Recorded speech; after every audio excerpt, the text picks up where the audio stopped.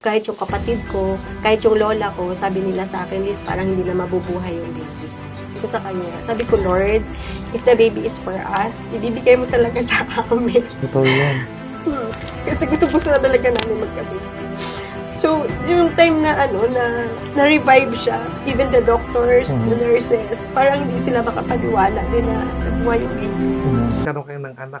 Ang nabalitaan ko po, medyo special po tong anak nyo. Parang intro. Pain sa kanyang So, eto, I'm so happy right now doing this business, of course, the lifestyles itself. Sobrang marami tayong matutulungan. So, let's help everyone to be a blessing or be a channel of blessing to many people, to help people live better every day. Thank you po. Thank you. Ayun po.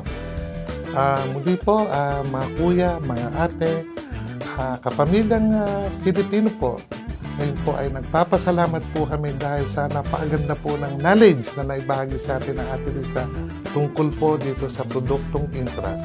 Kaya dahil po dito, maraming salamat po sa ating Panginoon Diyos, siyempre sa Intra product po.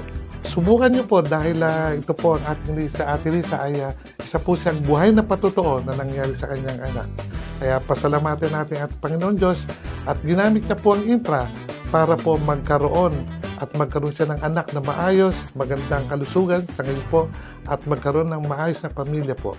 Maraming salamat po. To God be the glory.